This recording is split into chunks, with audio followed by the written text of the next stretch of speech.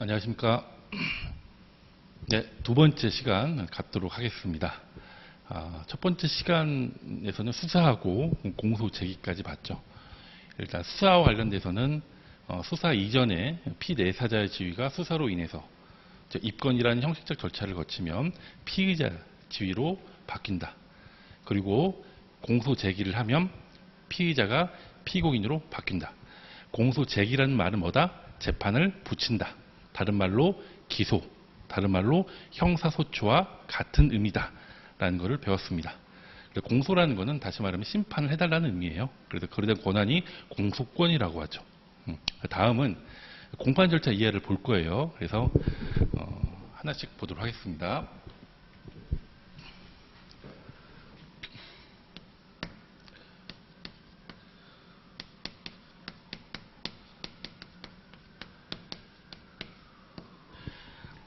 자, 우리가 공판 절차로 들어오면요.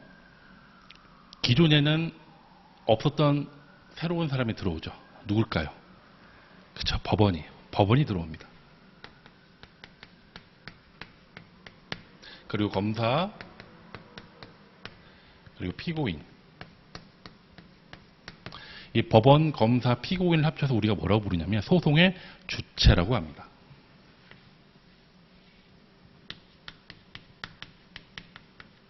그래서 법원은 재판권을 가지고, 검사는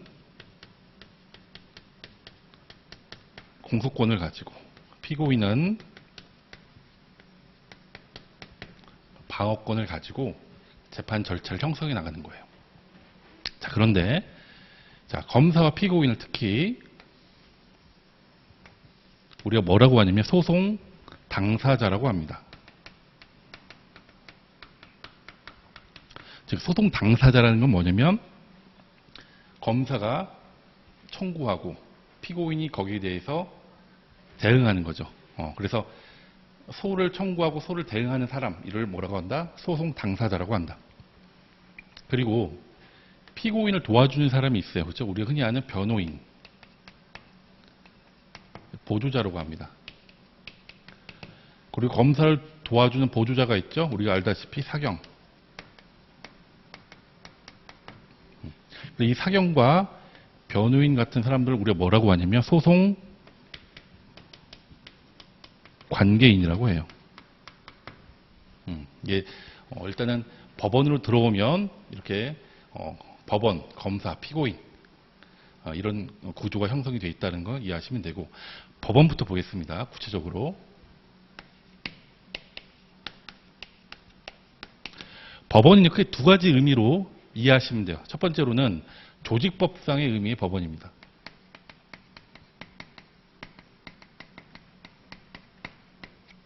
조직법상 의미의 법원이라는 건 뭐냐면 사법행정사무를 처리한다는 의미예요. 재판으로서의 법원이 아니라 법관들의 인사 관련돼서 아니면 내부적인 사무 분담에 관련돼서 그런 의미의 법원이 조직법상 의미의 법원이다. 한편 우리가 지금 배울 법원은 소송법상 의미의 법원이에요.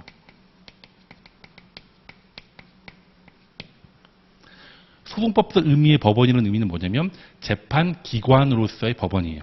이걸 다른 말로 하냐면 뭐라고 얘기하냐면 수소법원이라고 얘기합니다. 수소법원.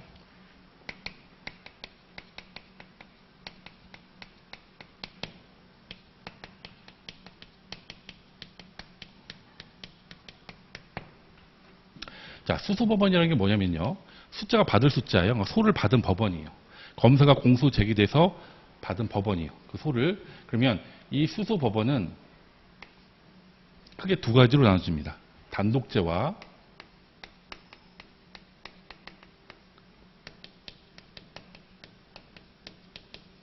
합의죄. 즉 검사가 공소를 제기했는데요. 그 공소를 제기했을 때 단독죄 법원에서 재판을 받는 경우가 있고 합의죄 법원에서 재판을 받는 경우가 있어요. 단독죄는요. 법관이 1인이에요. 합의죄는요. 법관이 3인이에요. 합의죄에서 재판을 한다는 얘기는 뭐냐면 그만큼 사건에 대해서 신중하게 심리할 필요가 있다는 거예요. 그죠? 합의죄에 관련돼서 3명이 있는데 A, B, C가 있는데 이 중에 한 사람은 재판장이 돼요. 예를 들어 B를 재판장이라고 합시다. 이 중에 한 사람을 재판장이라고 하고 나머지 A와 C를 뭐라고 하냐면 합의 부원이라고 해요. 또는 막 좌배석, 우배석 그런 표현도 쓰기도 합니다. 그다음에 우리가 구별해야 할 개념이 수명법관이에요. 수명법관이 뭐냐면 자, 이 합의제에서 재판을 하는데 이 증인이 법원에 나오기 힘들어요. 증인신문을 해야 하는데 보니까 병원에 입원해 있어. 그러니까 재판장님이 A나 C한테 네가 가라. 네가 가서 증인신문 해가지고 와라. 명을 내립니다. 그럼 그 명을 받는 법관이 뭐다? 수명법관이에요. 반면 이거 비교할 때 수탁판사가 있습니다. 수탁판사는 뭐냐면 우리가 병원에 있다고 해가지고 서울 근처 병원에 그 사람이 입원해 있는데 가려고 했더니만 부산으로 병원을 옮겼다는 거예요. 부산까지 가긴 좀 그런데 그러니까 어떻게 해요? 부산 지방법원에 있는 판사님한테 부탁을 하는 거죠. 그 증인신문 좀 대신 해주세요. 라고 해서 그 부탁을 받은 판사를 뭐라고 한다? 수탁판사라고 한다. 그러면 수명법관과 수탁판사의 차이가 뭐냐면 수명법관은 이 합의제 구성원의 한 사람이죠. 그렇죠? 수탁판사는 이 합의제 구성원의 당사자가 아니에요. 그렇죠? 그 차이가 있어요. 그 다음에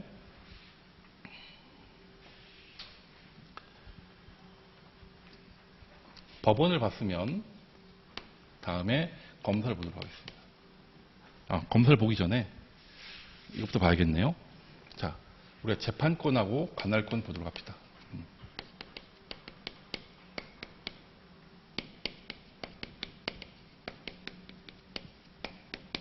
재판권은요, 쉽게 말하면 우리나라에서 재판할 수 있느냐 문제예요.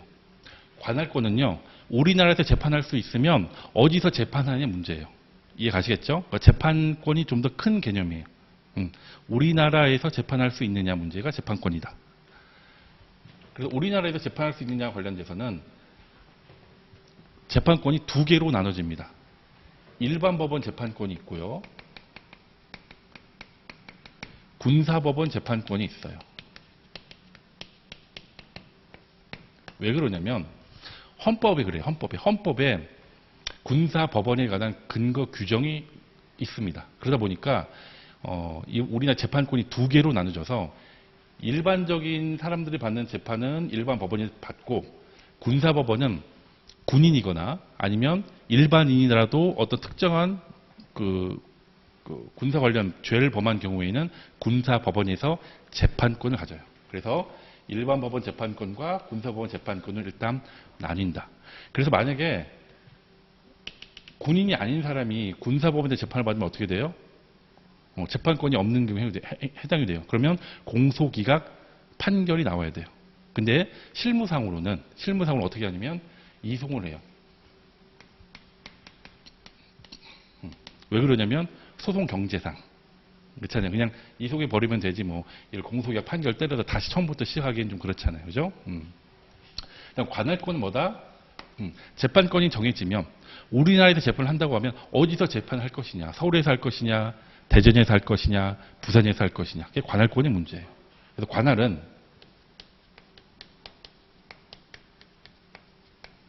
관할은요. 자, 기본적으로 관할은 법에서 획일적으로 정해놓는 게 가장 좋겠죠. 그렇죠? 그래서 획일적으로 정해놓기 위해서 법에 규정을 해놨다. 그걸 뭐라고 하냐면 법정 관할이라고 해요. 반면에 획일적으로 규정할 수 없는 경우에 누가 정하자? 법원에서 정하자. 그걸 재정 관할이라고 그래요. 법정 관할은요, 다시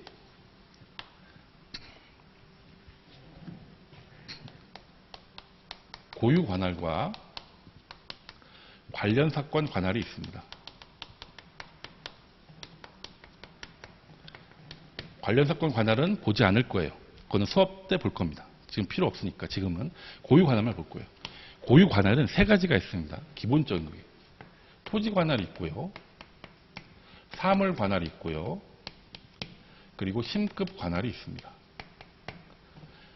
토지 관할은 대등한 법원 사이에서의 어느 지역에서 관할을 할 것인가 문제예요. 그래서 우리나라 법에는 토지 관할 관련돼서 피고인의 범죄지 또는 주소지 또는 거소 그리고 현재지에 토지 관할이 있다라고 얘기해요. 자, 범죄지는 뭐냐면 그 사람이 범죄를 저지른 지역, 그죠? 부산이면 부산의 법원에 관할이 있는 거고, 주소지, 흔히 말하는 주민등록상의 주소지 얘기하는 거고요. 거소지는 주소지와 거소지하고 다른 거지만 거소지는 내가 잠깐 머무는 지역이에요. 그래서 그 지방에 계신 분들 그 공부하기 위해서 신림동이나 노량진에 올라오시잖아요. 그 잠깐 있으시잖아요. 그게 거소지란 말이에요. 그리고 현재지, 그 사람이 현재 있는 곳. 보통은 이제 체포돼가지고 어디 구치소나 교도소에 있는 경우를 보통 현재지라고 하는 경우가 많습니다. 그래서 이런 경우가 있고, 자, 사물관할은 사건의 경중 따라가지고 1심에 대해서 나눈 게 사물관할이에요. 그래서 사물관할은 단독이 있고 합의부가 있습니다. 그래서 이건 좀 약간 무거운 사건이다. 그러면 합의부에서 심리를 해요. 보통 사형 무기나 단기 1년 이상 같은 경우에 합의부에서 합니다. 그래서 사물관할은 1심에 대해서 일단 나눈 거고요. 심급관할은 1심, 2심, 3심 이걸 심급관할이라고 해요. 그래서 예를 들어 보면요, 여러분.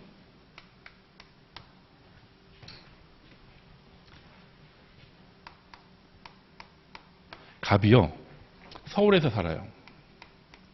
서울 주소예요. 근데 대전에 와서 폭행죄를 저질렀어요. 그런데 부산에서 잡혔어요. 그래서 부산 구치소에 수감이 됐습니다. 이랬을 경우에, 자, 갑의 토지관할. 토지관할은 어딜까요? 자, 토지관할은 어디 다 된다고 해서 범죄지. 범죄지가 어디죠? 대전이네요. 폭행죄. 대전.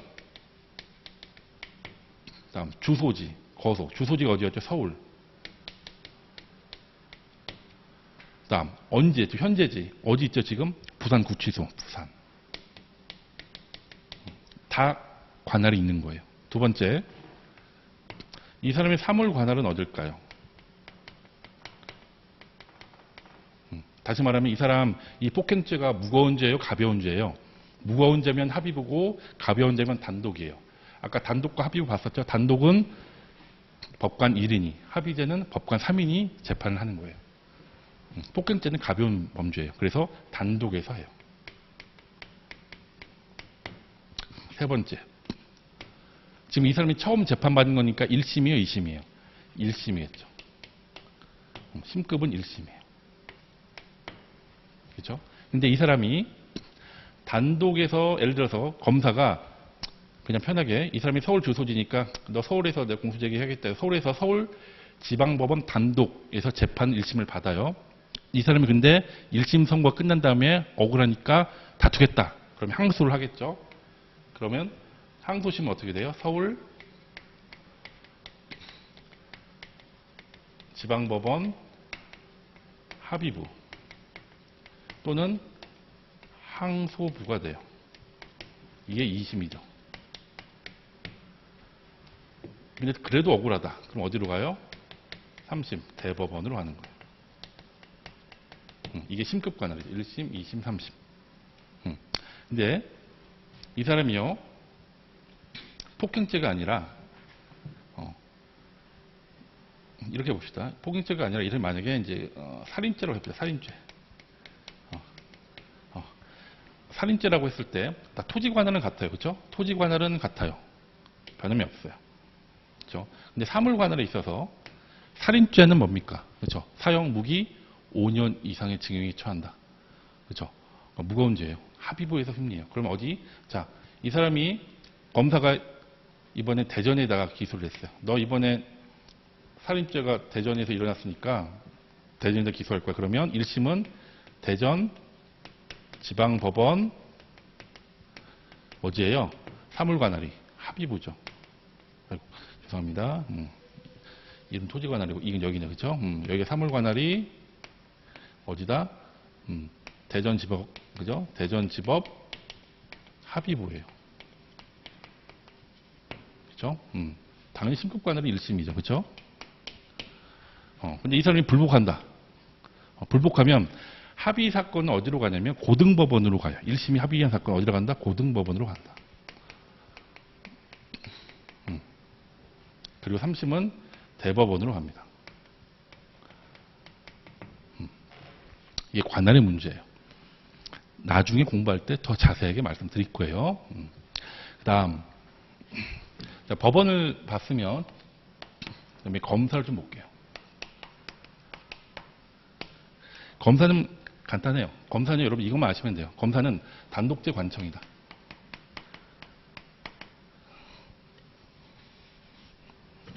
검사는 뭐다? 단독제 관청이다. 무슨 얘기냐면 두 가지 의미가 있는 거예요. 단독제 관청이라는 얘기는 검사 자체가 걸어다니는 관청이에요. 자기의 이름으로 자기의 이름으로 그렇죠? 행위하고 자기가 책임지는 거예요. 다만 관청이라는 의미가 뭐냐면 그렇죠? 상급 관청의 지휘 감독을 받죠. 그래서 검사는 법무부 장관의 일반적인 지휘 감독을 받아요. 다만 구체적 사건에 대해서는 그렇지 않고요. 그래서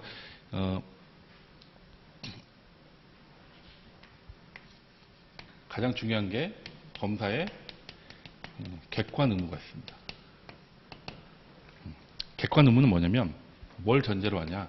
검사의 법적 지위는요. 단순히 피해자를 대변하는 게 그치지 않아요. 공익의 대표자예요. 무슨 얘기냐면 객관 의무라는 게 뭐냐면 피고인에게 보통은 검사는 유죄를 만들기 위해 불리한 증거를 제출하겠죠. 근데 유리한 증거도 있을 거 아니에요. 유리한 증거도 보여줘야 한다 이거예요. 실제 어떤 판례가 있었냐면 유전자 검사 결과 피고인의 무죄로 나올 만한 증거가 나왔어요. 국가수 감정 결과가. 근데 그걸 검사님이 숨긴 거예요. 그래서 이 사람이 유죄가 나왔어요. 나중에 그게 밝혀져서 국가배상 소송을 제기해서 국가배상 책임이 인정됐던 판례가 있습니다. 그래서 검사 객관 의무, 객관 의무라는 게 뭐다? 그런 의미만 알아주시면 돼요. 그 다음에 변호인입니다. 자, 변호인은요, 소송 당사자는 아니죠, 그죠? 소송 당사자는 아니에요. 소송 관계인이에요, 그죠? 피고인의 보조인이에요. 자, 변호인은 변호사와 어떻게 다를까요, 여러분? 변호인은 뭡니까? 변호인은 소송법상 지위를 얘기하는 거고, 변호사는 변호인이 될 수 있는 뭡니까? 법률상 자격이에요.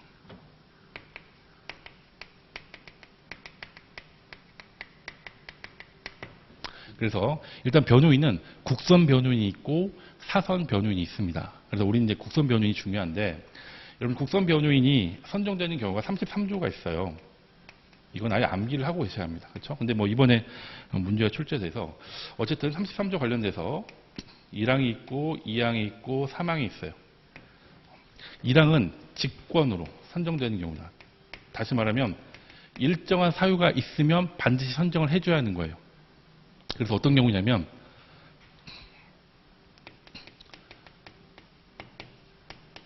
사형 무기 단기 3년 이상의 징역 금고에 해당하는 사건인 경우, 또는 심신장애 의심이 있는 사건인 경우, 그리고 농화자인 경우. 농화자라는 게 그거예요. 그러니까 그 말로 이제 말도 못하시고 귀도 안 들리시는 분들 얘기하는 거예요. 그리고 구속된 때, 그렇죠? 그리고 미성년자인 때, 그리고 70세 이상인 때. 이 구속된 때 관련해서 전 합의체 판례가 나온 거죠. 이번에 기출이 된 거고, 그렇죠? 구속된 때라고 하면 당해 사건이 한정하는 게 아니다. 그렇죠? 별건 플러스 형 집행 중에 구금도 포함하는 개념이다라고 했었고요. 그 다음에 두 번째 청구예요. 청구는 우리가 잘하는 거예요. 빈곤, 기타 사유로 이건 청구를 해요. 청구를 하면 법원에서 판단해서 만약에 이게 부자인데 그러면 안 받아줘요. 그래서 빈곤, 그다음 세 번째가 재량이라고 하는데 이게 무슨 의미냐면 피고인이 예를 들어서 가장 쉬운 예가 70세가 안 되시는 분이에요. 그러니까 70세가 안 되고 한 65세이신 분은 직권을 선정할 수가 없죠. 근데 이 사람 또 부자야 보니까. 이것도 어려워. 근데 재판장님이 보시기에는 이분이 혼자 재판을 하기에는 어려워 보여요. 그러면 이제 권리보호 이익이 필요하다라고 해서 물어봅니다. 당사자한테. 변호사 선임할까 하는데 같이 하시겠어요?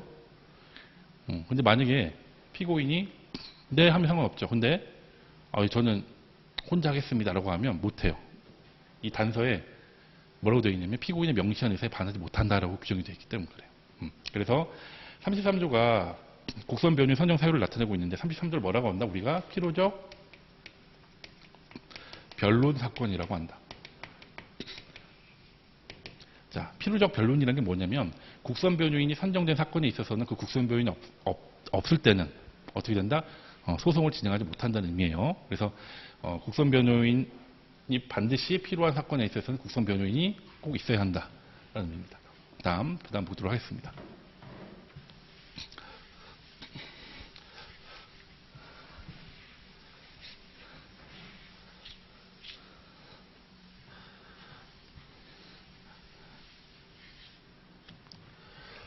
자, 일단 소송 주체에 관련돼 가지고 일단 대략적으로 살펴봤고요.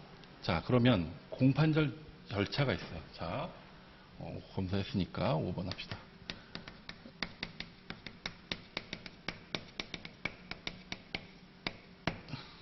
무슨 얘기냐면요, 여러분. 검사가 공소 제기하려면 뭘 제출한다고 했어요? 공소장. 공소장이나 서면을 제출해요.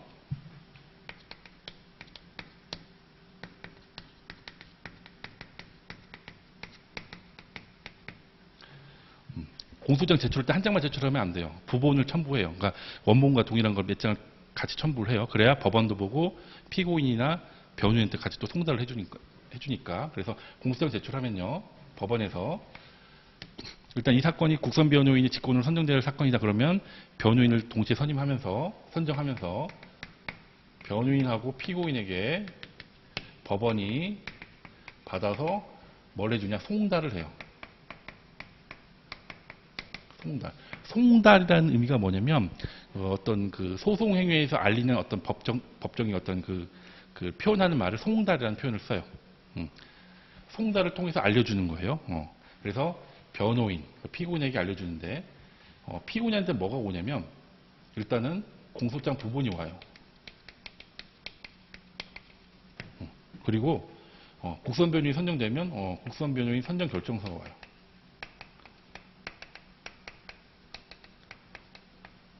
그리고 공판기일 관련돼서 소환장이 옵니다. 반면 변호인은 역시 공소장 부분이 같이 송달되고요. 그리고 결정서도 옵니다. 그리고 통지서가 와요. 공판기일이 언제 있습니다라고 통지서가 와요. 피고인하고 변호인의 좀 차이점은 피고인은 소환장이 오는 거고요. 변호인은 통지서가 와요. 왜 그러냐면 피고인은 출석 의무가 있기 때문에 그래요. 소환이라는 말은 출석 의무가 있음을 전제로 하는 용어예요. 차이가 있다. 그리고 피고인에게 또 하나 가는 게 의견서라는 게 있어요. 의견서 양식이 가요. 의견서 양식은 뭐냐면 법원에서 너 하고 싶은 얘기 있으면 여기다 적어내봐. 그래서 법원에서 준비한 자료예요. 이건 제출해도 되고 제출 안 해도 상관없습니다만 웬만하면 제출하라고 하죠. 자, 그럼 이런 걸 받으면 그 다음에 하는 게 뭐냐면 자, 법원은 지금 가지고 있는 게 아까 공소장 1본주에 배웠었어요. 공소장 하나만 갖고 있어요. 증거기록이 지금 어디에 있어요? 검찰에 있는 거예요. 그러면 변호인이든 피고인이든 빨리 이거 증거기록을 입수를 해야 돼요. 그걸 뭐라고 하냐면 열람증서라고 해요. 그래서 변호인이 있는 피고인 같은 경우에는 열람만 가능하고 반면에 변호인은 열람도 가능하고 등사도 모두 가능합니다. 그래서 열람 등사해서 기록을 살펴보는 거예요. 기록을 살펴봐서 변호인이 그렇죠? 뭘 내요? 의견서를 제출해요. 이 변호인의 의견서는 피고인 제출 의견서는 또 다른 거죠. 이걸 제출해서 그 공판 기일날 출석을 하면 되는 거예요. 그래서 여러분 제가 지금 공판 기일이라는 말을 썼는데 기일이란 말은 특정한 날짜를 의미하는 거예요. 이게 비교할 때 기간이라는 게 있죠. 기간. 우리가 기간이라는 건 뭐라고 얘기해요? 예를 들어 1월 1일부터 1월 31일까지. 이걸 기간이라고 하는 거죠. 그렇죠? 처음과 끝. 이제 기일이라는 건 특정한 날짜예요. 예를 들어서 3월 2일, 5월 16일. 특정한 날짜를 기일이라고 합니다. 그래서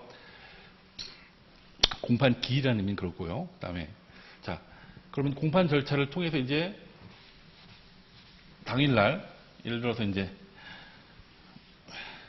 오늘 같은 날 공판이 진행된다고 합시다. 그러면 다 출석해서 방청석에 다 앉아 있어요, 사람들이요. 방청석에 다 앉아 있으면 재판장님이 자, 2024 고단 3000번 피고인 홍길동 부릅니다. 그러면 방청석에 앉아 있는 피고인이 네 그래요. 그리고 이제 변호인도 같이 앉아 있다가 네 하면서 같이 나가요. 그래서 자,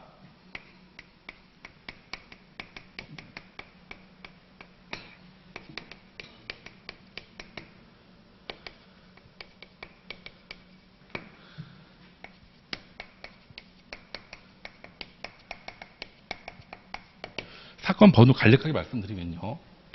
단독 사건, 형사 단독 사건을 뭐라고 하냐면 고단이라고 붙입니다. 그리고 2024라는 거는 그해 연도를 말하는 거예요. 2024년도에 형사 단독 사건에 있어서 2000번째로 접수된 사건이다라는 의미예요. 그러면 합의부는 뭐를 붙이냐면 고합이라고 해요. 그리고 고단이나 고합은 뭐냐면 1심이에요. 이게 만약에 2심으로 올라오면 노라고 붙여요. 그리고 이게 대법원으로 가면 대법원은 도라고 붙입니다. 참고로 알아주시면 되고요. 그래서 일단 사건 번호하고 피고인을 호명을 하면 법정이 나갑니다. 나가면 자, 법정이 이렇게 생겼어요.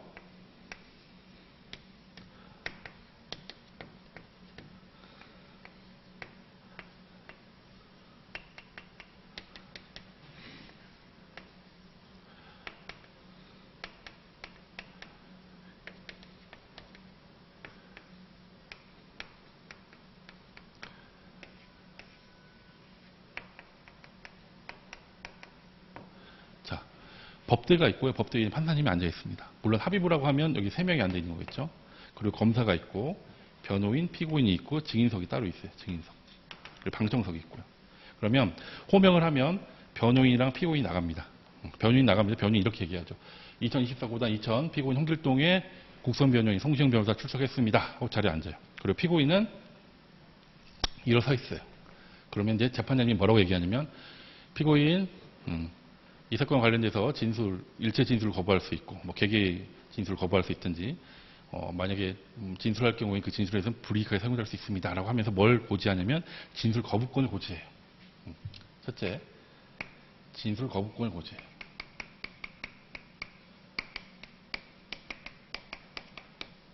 그런 다음에 피고인 이름 어떻게 되세요?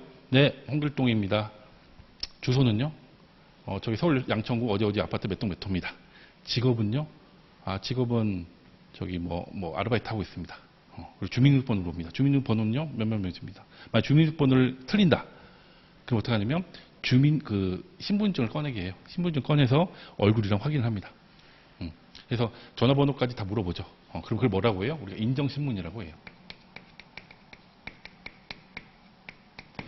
인정신문을 마치면 이제 재판장님이 이런 말씀을 하세요. 피고인 주소가 변경되거나 연락처가 변경되면 꼭 재판부에 알리셔야 합니다.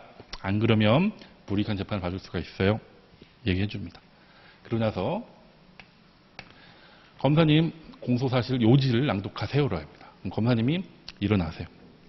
피고인 앉아있고 검사님이 일어나셔서 피고인은 2022년 차를 몰고 가다가 음주 상태에서 혈중 알코올 농도 몇몇몇 푼한으로 운전해서 음주운전을 범했다라는 식으로 공소사실의 요지를 낭독을 합니다.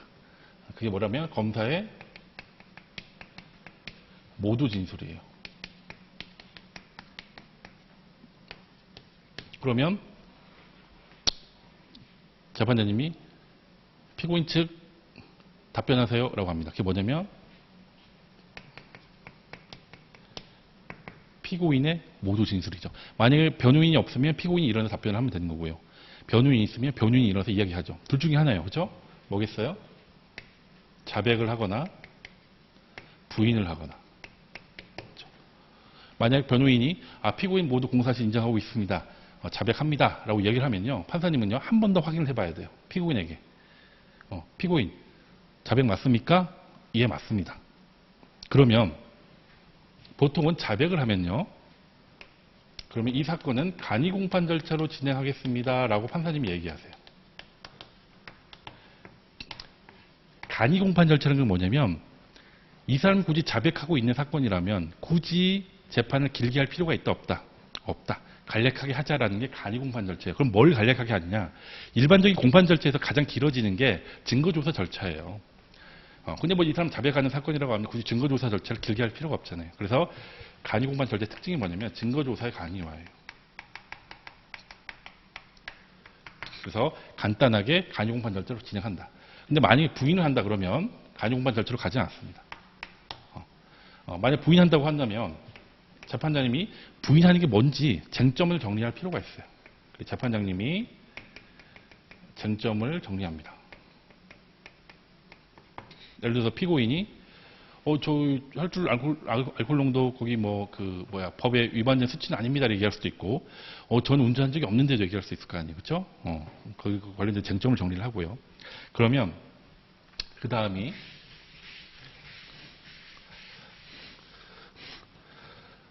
검사님 증거 신청하세요. 증거 목록 제출하세요. 그러면 검사님이 뭘 제출하냐면 증거 목록을 먼저 제출해요.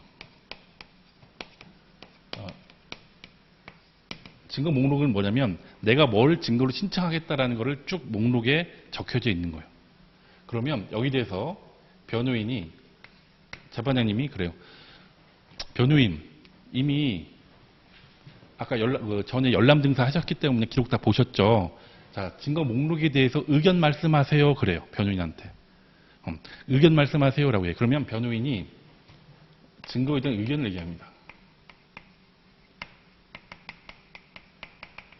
그래서 의견은 둘 중에 하나예요. 동의냐, 부동의냐. 무슨 얘기냐면 동의라는 얘기는 뭐냐면 제가 동의합니다라는 의미는 뭐냐면 재판장님이 검사가 제출한 증거를 보셔줬습니다라는 얘기고요.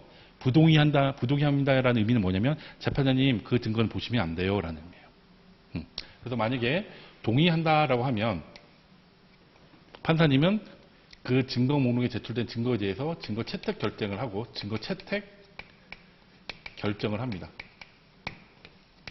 부동의한다고 하면요. 둘 중에 하나예요. 부동의한다고 하면 둘 중에 하나인데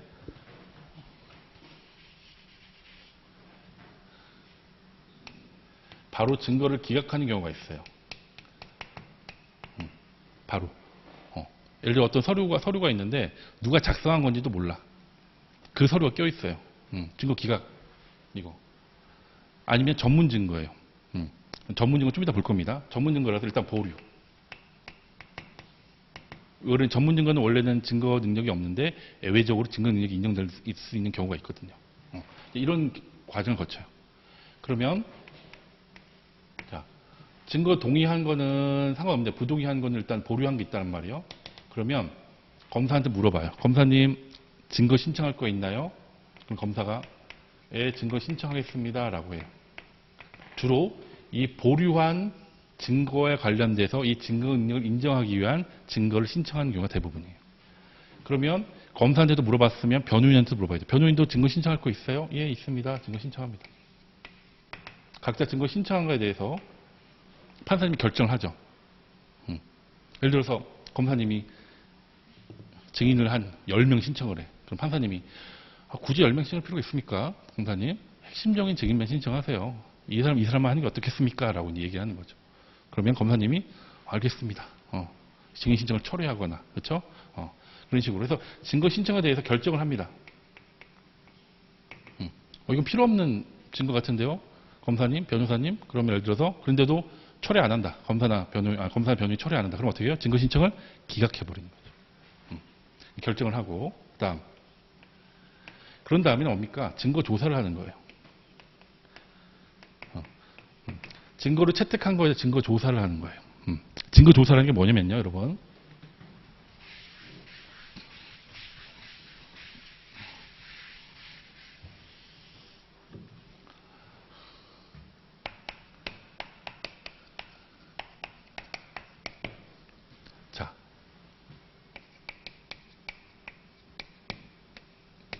증인은요, 증거조사를 어떻게 하냐면, 증인신문의 방식으로 해요. 그래서 우리가 얻는 결과를 뭐라고 하냐면, 증언이라고 하는 거예요. 그래서 이 증인을 뭐라고 하냐면, 우리가 표현을 증거 방법. 다시 말하면, 증거조사의 대상이라는 말하고 같은 의미예요. 그리고 증인신문은 증거조사, 그리고 증언은 증거 자료라고 하는 거예요. 예를 들어서 흉기나 칼 같은 거 있을 거 아니야. 칼. 흉기 같은 거 있다. 흉기는 어떻게 증거조사를 하느냐. 그러니까 증거조사라는 게 쉽게 말하면 법관이 보는 거예요. 살펴보는 거예요. 법관이 보고 듣고 하는 게 증거조사란 말이에요. 칼 같은 건 어떻게 하냐면 제시를 하는 거예요. 보여주는 거예요. 그렇죠? 그러면 판사님이 본단 말이에요. 그렇죠? 이렇게 보네. 이 칼이 이 정도 크네. 칼이 보니까 여기 피가 좀 묻어 있네. 제시를 통해서 얻는 결과는 뭐예요? 그 물건의 존재 그리고 상태를 보는 거죠. 이것도 똑같아요. 칼 증거 방법이고 증거 조사는 제시의 방법으로 증거 자료는 이거예요. 그렇죠? 이게 증거 조사라는 거예요. 하나 더 얘기하면 서류가 있었어요. 증거 서류. 증거 서류는 여러분들 증거 서류는 그 종이 자체가 중요해요? 아니면 그 서류의 내용이 중요해요? 내용이 중요하죠. 그렇죠? 물론 이것도 나눠지지만 일단 여기서는 증거 서류는 어떻게 하냐면 그 내용이 중요하니까 어떻게 해요? 낭독을 해요. 읽는 거예요. 낭독. 또는 핵심만 이야기하거나 그렇죠. 그러면 증거 서류 그 낭독하면 그 내용이 있죠. 내용. 그렇죠? 그래서 이런 거 증거 조사 관련돼서 증인 신문, 제시, 낭독 이건 뭐라고 한다? 증거 조사라고 합니다. 자, 증거 조사까지 나온 김에 증거 관련돼서 간단히 살펴볼게요, 여러분. 증거. 어차피 형사재판에서 가장 중요한 게 증거란 말이에요. 그렇죠? 증거. 자, 증거 관련돼서 우리 307조에서는 307조 1항에서 뭐라고 하냐면 사실의 인정은 증거에 의하여야 한다라고 규정하고 있어요. 자, 사실의 인정은 증거에 의해야 한다. 이게 뭐라고 하냐면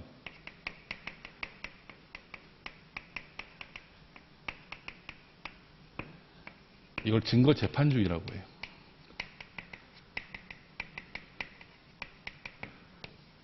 자, 여기서 사실이라는 건 뭘 말할까요? 그렇죠, 맞아요. 범죄 사실이에요. 검사가 기소한 범죄 사실. 그건 뭐에 의한다? 증거에 의한다라고 해요. 그렇죠? 이 항에 뭐라고 되어 있냐면 범죄 사실의 인정은 합리적 의심 없는 증명에 의한다라고 되어 있어요. 자, 범죄 사실은 증거에 의하는데 그 증거를 가지고 유죄로 되려면 법관으로 하여금 합리적 의심 없는 증명에 이르러야 한다라고 해요. 증명이라는 건 뭐냐면 확신이에요. 이게 구별할 개념이 뭐냐? 소명이라는 게 있어요. 소명은 그럴 것이다. 하지만 증명은 확신을 하는 거예요. 어느 정도 합리적 의심 없는 증명. 일단 이것만 이해하시면 되고, 근데 증거라는 거는 유죄의 증거로 사용하기 위해서는 두 단계를 통과해야 돼요. 첫째가 증거 능력이고, 두 번째가 증명력이에요. 증거 능력은 증거의 법률상 자격을 얘기하는 거예요. 쉽게 얘기하자면 요리사가 요리를 할 때 여러분들 좋은 요리를 만들려면 필요 없는 재료는 버려야 돼요. 썩은 재료나 유통기한이 지난 재료는 버려야 할 거 아니에요. 그걸 미리 차단시키는 거예요. 증거도 똑같아요. 증거 능력이 없는 거는 즉 다시 말해 법률상 자격이 되지 않는 거는 버려야 돼요. 근데 우리나라 형사소송법은 어떠한 요건을 갖춰야 증거 능력이 있다라는 식으로 규정하고 있지 않고 소극적으로 어떠한 경우에는 증거 능력이 없다라고 규정하고 있어요. 대표적인 게 다 알고 있어요. 위법 수집 증거 배제 원칙. 위법하게 수집한 증거는 증거 능력이 없다라는 거예요. 아까 얘기했던 적 있었죠. 진술 거부권 관련돼서. 진술 거부권을 고지하지 않고 피의자 신문을 했을 경우에 그 피의자 신문 조서의 내용을 증거로 할 수 있다 없다? 없다. 왜? 위법 수집 증거 배제 법칙에 반하기 때문에. 두 번째가 자백 배제 법칙이에요. 자백 배제 법칙은 자백을 배제한다는 거예요. 배제한다는 거죠. 어떤 자백? 고문이나 폭행으로 인한 자백은 증거로 사용할 수 없다는 거예요. 그게 자백 배제 법칙이에요. 그리고 또 하나가 전문 법칙이에요. 좀 이따 볼 건데 전문 증거는 증거로 할 수 없다는 게 전문 법칙이에요. 어떤 게 전문 증거는 좀 이따 설명드릴 거예요. 다만 전문 법칙은 예외가 있어요. 어떤 예외 요건을 갖추면 증거로 할 수 있던 예외가 있습니다. 그건 나중에 수업 시간 배우도록 하고요. 자, 이게 증거 능력이고요. 그다음에 증명력이 있어요. 증명력은 뭐냐면 증거의 가치를 얘기하는 거예요.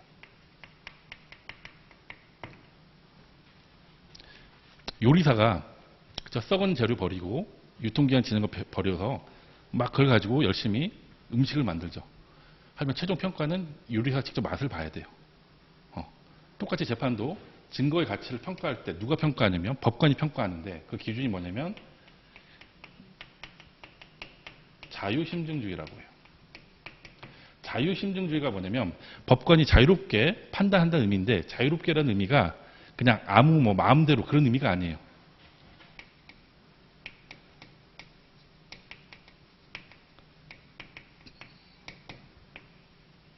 논리와 경험칙에 반하지 않는 한에서 자유롭게 판단할 수 있다는 게 자유심증주의예요. 자, 논리와 경험칙이라는 게 뭐예요? 논리와 경험칙. 논리 1 플러스 1은 2다는 거잖아요. 그죠? 경험칙. 그죠? 현 동쪽에 쓰고 예를 들어 자연법칙 생각할 수 있고 우리가 경험칙 일반적으로 보고 물고기를 보고의 독을 먹으면 죽는다. 그죠? 경험칙이잖아요. 그죠? 누군가 죽었기 때문에 그죠? 우리는 알고 있단 말이에요. 그죠? 그런 거. 그 다음에 이제 아이고 죄송합니다. 여기까지 주셨는데 이쪽으로 올게요.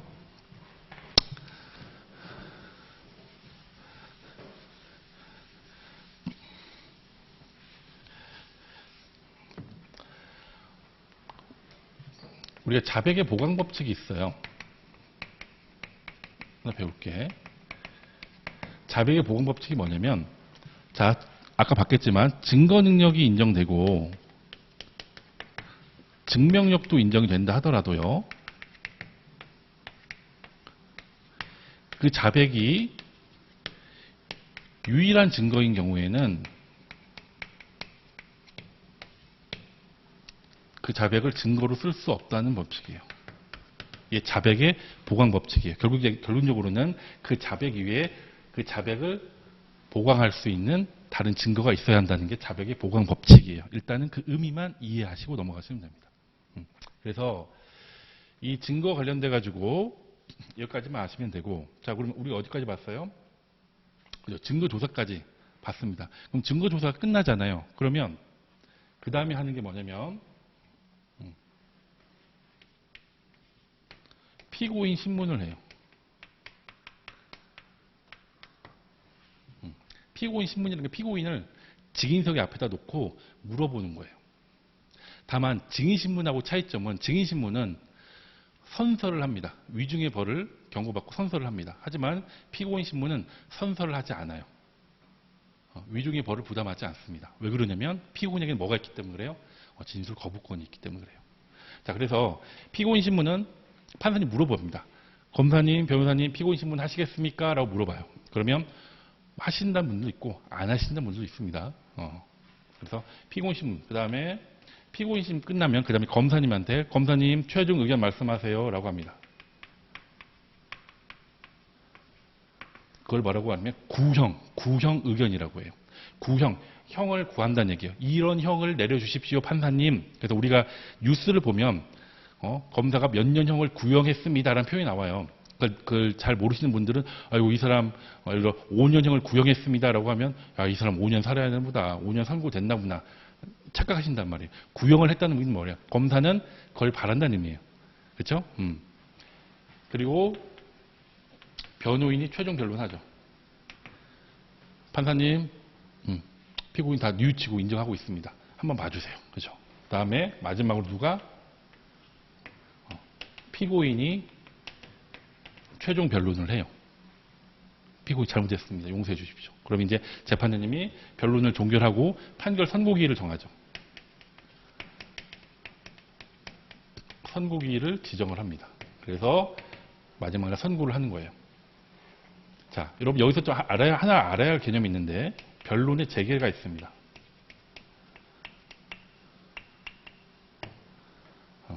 변론의 재개가 있고요. 변론의 병합 분리가 있는데 변론의 재개만 알아볼게요.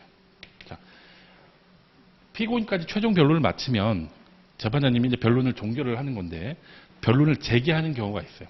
예를 들어서 검사님이 어떤 새로운 증거를 제출하겠다라고 하는 경우에는 검사 아니면 변호인 쪽에서 새로운 증거를 제출하겠다 그러면 변론 재개 신청서라는 걸 냅니다.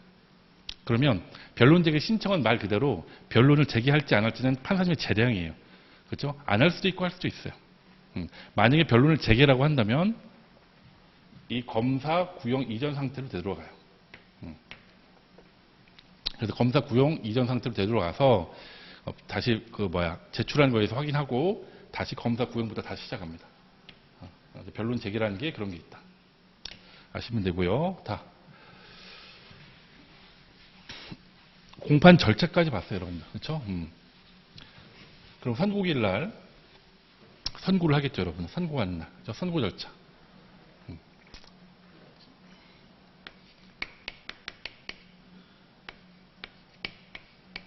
선고. 자, 선고하는 날 다 이 방청석에 앉아 있습니다. 그럼 똑같아요. 아까처럼 2024 형제 2000 피고인 홍길동 하면 피고인이 나갑니다. 참고로 선고일에 변호인은 출석하지 않습니다. 출석해도 상관없는데 보통 출석하지 않습니다. 피고인만 나가요. 피고인만 나가서 서 있으면 재판장님이 이제 선고를 합니다. 피고인 홍길동 음주운전 관련돼서 기소가 되었고 피고인이 자백하고 그 외에 다른 증거를 보아도 유죄로 인정이 됩니다. 다만 피고인이 자백하고 있고 반성하고 있는 점을 고려해서 형을 정하기로 합니다. 피고인은 유죄, 피고인에게 징역 1년형을 처한다. 다만 이 판결 확정일로부터 2년간 형의 집행을 유예한다 라고 해요. 그럼 피고인 입장에서는 처음에 징역 1년 했을 때 막 뜨끔했다가 집행유예 선고한다니까 이제 마음을 놓이겠죠. 그다음에 판사님이 이렇게 얘기하죠. 피고인 다시는 음주운전 하시면 안 됩니다. 아시겠어요? 훈계를 합니다. 훈계를 하고 피고인한테 이렇게 얘기하죠. 피고인 이 사건, 이 재판에 불복이 있으면 일주일 이내 이 법원에 항소장을 제출하셔야 합니다. 그런 다음에 피고인한테 돌아가세요 라고 하면 그때 선고 절차가 끝나는 거예요. 그게 선고 절차다. 다음, 자, 이제 상소 제도 좀 보겠습니다. 상소 제도.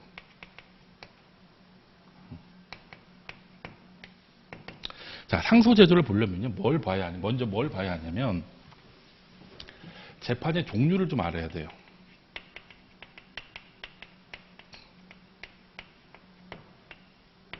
이 재판의 종류는요,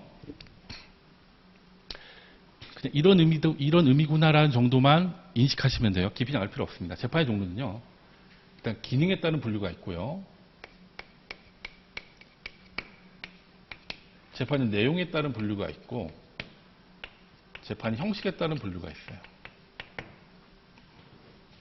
기능에 따른 분류는 종국 재판이 있고요, 종국전 재판이 있습니다. 종국전 재판은 뭐라고도 얘기하냐면 중간 재판이라고도 얘기해요. 무슨 얘기냐면 종국 재판이라는 게 뭐냐면요, 공소 제기해서 시작된 소송 계속이 발생된 그 재판이 하나의 심급이 끝났을 때 그 재판을 종국 재판이라고 해요. 종국, 한 단면이 끝난 거잖아요. 그죠? 그래서 공소 제기로 시작한 재판이 하나의 심급, 예를 1심이 끝났다. 그럼 이걸 종국 재판이라고 한다. 그럼 종국전 재판은 뭐냐? 자, 1심에 이르기까지 그 과정의 중간중간에 수수법원의 결정이 있을 수 있습니다. 예를 들어서 이 사람이 지금 애초에 구속된 상태로 재판을 받고 있어서 보석 신청을 해지는 보석 허가 결정이 떨어졌다. 그 보석 허가 결정.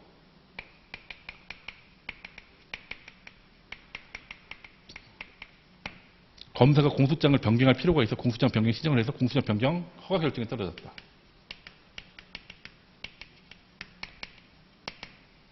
증거를 신청을 했는데, 그렇죠? 증거 신청에 대한 결정, 그렇죠? 이런 결정들, 그렇죠? 이런 결정들이 중간 중간에 있단 말이에요. 이걸 뭐라고 하냐면 종국 전 재판, 그렇죠? 그 종국 재판에 이르기 전에 하는 재판 또는 중간 재판, 중간 중간에 하는 재판이다, 그렇죠? 그래서 종국 재판하고 종국 전 재판은 나눠요. 그리고 형식부터 볼게요, 여러분들. 재판의 형식은요, 판결이 있고요, 결정이 있고요, 명령이 있어요. 재판은 뭘로 나뉜다?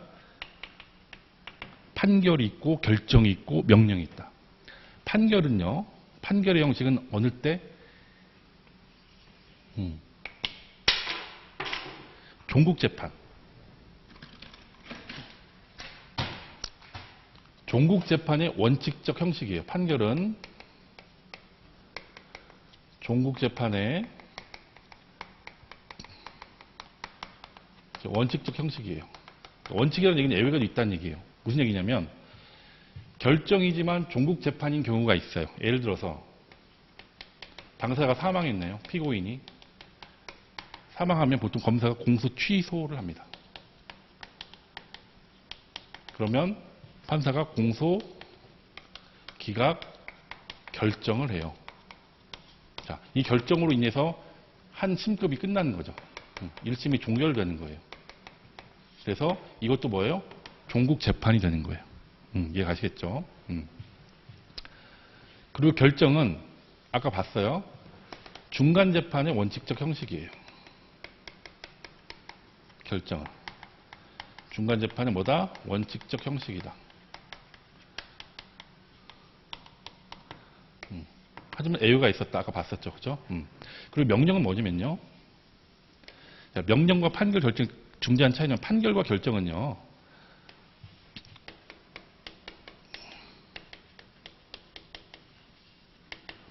수소법원에서 하는 거고요. 명령은요. 법관 개인이 하는 거예요. 예를 들어서 재판장, 수명법관, 아까 봤었죠. 수명법관 또는 수탁판사. 이 사람들이 하는 걸 명령이라고 해요. 그리고 이제 재판 내용과 관련돼서는 다 내용과 관련돼서는 크게 두 가지예요. 형식 재판이 있고 실체 재판이 있어요. 실체 재판은 말 그대로 유죄인지 무죄인지에 대해서 실체를 판단하는 건 실체 재판인 거고, 형식 재판은 거기까지 이르지 못하고 그 전에 끝나버린 거예요. 아까 봤었던 사망한 경우에 유죄인지 무죄인지 못 가리고 그냥 그 전에 끝나버린 거잖아요. 그걸 형식 재판이라고 하는 거예요. 일단 이런 의미만 알시면 되고요. 자, 상소 보도록 할게요.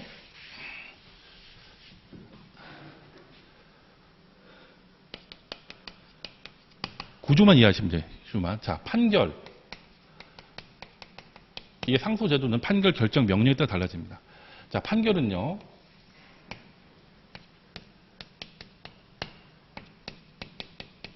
(1심에) 불복해서 (2심에) 올라가는 거를 뭐라고 하냐면 항소라고 합니다. 그리고 (2심에) 불복해서 대법원에 올라가는 거 (3심) 이걸 뭐라고 하면 상고라고 합니다. 이해하시겠죠? 그리고 결정은요. 1심에서 2심으로 가는 걸 뭐라고 하냐면 항고라고 합니다. 그리고 2심에서 3심으로 가는 걸 뭐라고 하냐면 재항고라고 합니다. 이 항고에는 종류가 두 가지가 있어요. 보통 항고인 경우도 있고 즉시 항고인 경우가 있어요.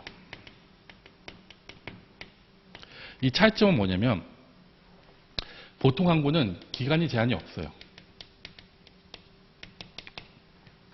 즉시 항고는 기간의 제한이 있어요. 보통 7일이라고 보죠. 그리고 즉시 항고는 일단 법에 규정이 있어요. 즉시 항고할 수 있다는 규정이 있고, 그리고 보통 집행을 정지시킵니다.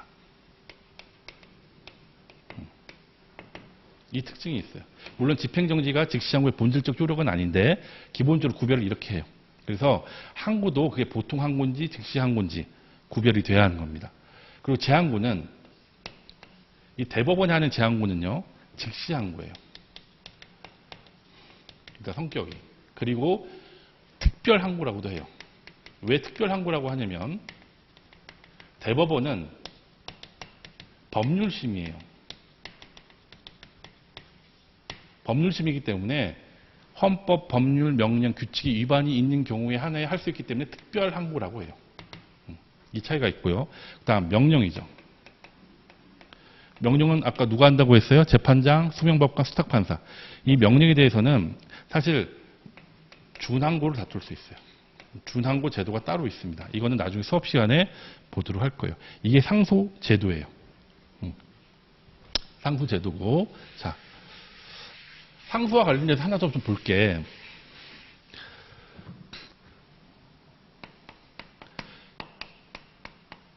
불이익, 변경, 금지 원칙이에요. 무슨 얘기냐? 자, 이 사람 피고인이요. 갑이 징역 1년을 선고받았습니다. 근데 이 사람이 이제 항소를 할 거 아니에요. 그렇죠? 항소를 했습니다. 근데 판사님이 봤을 때, 1년, 너 이거 죄질이 안 좋은데 1년밖에 안 받았어? 너 2년 받아, 2년. 할 수 있냐, 이거예요. 다시 말하면, 징역 1년보다, 예를 들어 검사는 항소를 안 했다고 치는 거예요, 일단. 검사는. 1년 선고한 거를 항소했다고 해서 더 불리한 2년으로 바꿀 수 있느냐 문제예요. 할 수 없다. 그게 뭐다? 불이익, 변경, 금지 원칙이에요. 왜 그러냐면, 만약에 이거를 불이익하게 바꿀 수 있다고 하면 솔직히 말하면 누가 항소를 하나요? 그런 위험 부담을 감수하고 항소를 한다? 안 할걸요? 그러니까 항소권을 보장하기 위해서 하는 거예요. 그러면 이 불이익 변경 금지가 언제 적용되냐? 기본적으로 검사가 항소를 하지 않아야 돼요. 검사가 항소를 한다는 얘기는 무조건 뭐다? 불이익 변경 금지 원칙이 적용이 안 돼요. 또 하나는 뭐냐면 검사도 항소하는 경우 가능해요. 물론 검사도 항소할 수 있는데 검사의 주장이 받아들여지지 않으면 불이익 변경 금지 원칙이 적용이 돼요. 원래는 뭐라고 했어요? 검사가 항소하면 불이익 변경 금지 원칙이 적용이 안 되는데 검사가 항소하더라도 검사의 주장이 받아들이지 않으면 그렇죠? 불이익 변경 금지가 적용될 수는 있어요. 일단 원칙적으로 뭐다? 피고인만 항소한 경우에 있어서 불이익 변경 금지 원칙이 적용이 된다. 아시면 되고요. 자, 마지막으로 보겠습니다. 집행 관련돼서 볼게요, 여러분들. 여기 볼게요.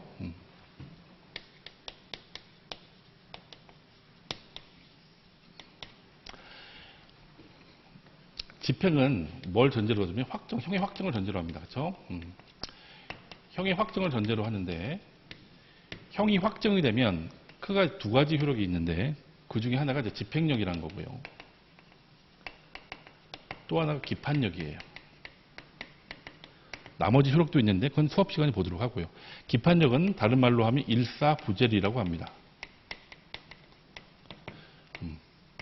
개념만 알고 넘어가요. 기판력, 기판력, 이미 판결한 효력, 일사부재리, 그렇죠?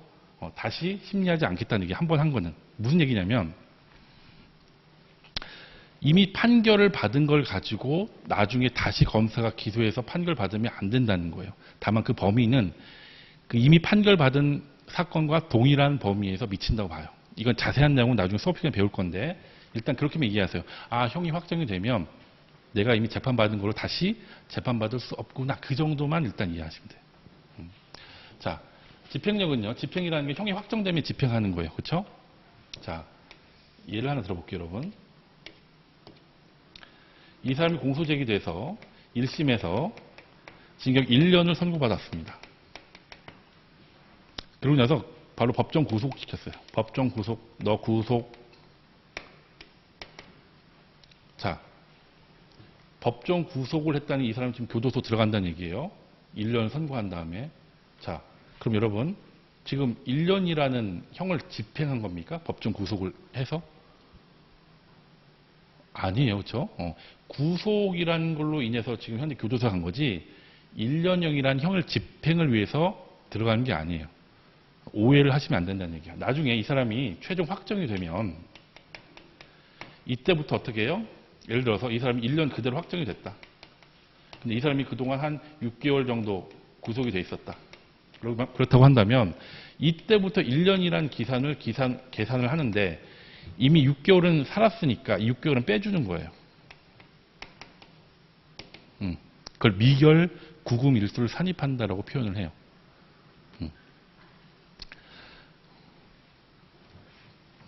그리고 집행을 하게 되면 자, 확정 전에는 이 사람의 지위가 뭐예요? 피고인이었죠.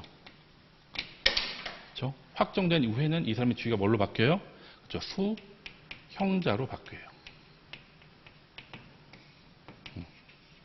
수형자로 바뀌어요. 자, 수용자는요, 크게 두 가지로 나뉘어요. 수용자는 미결 수용자가 있고요.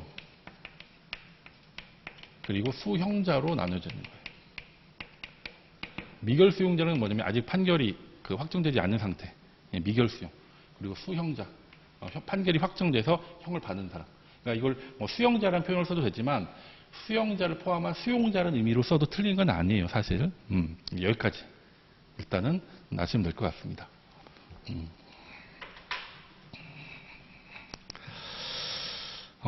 일단은 전체적으로 한번 개관을 해봤습니다. 좀 부족한 부분도 많이 있을 것 같은데 일단 짧은 시간 안에 이걸 좀 개관한다는 점에서 좀 이해하시면 될 것 같고요. 일단 처음 형사소송법 접하신 분들은 수업 듣기 전에 이걸 여러 번 한번 들으시는 게 좋고 나중에 1, 2회독 한 다음에 다시 한번 들어보시면 또 그때 의미가 또 새롭게 다를 거예요. 그래서 일단 여러분들에게 그러니까 이 강의는 입문자들에게 제가 안내해드리는 강의니까요. 일단은 그분들이 많은 도움이 되면 좋겠습니다. 일단 저는 1월달 강의할 때 다시 찾아뵙는 걸로 하겠습니다. 예, 감사합니다.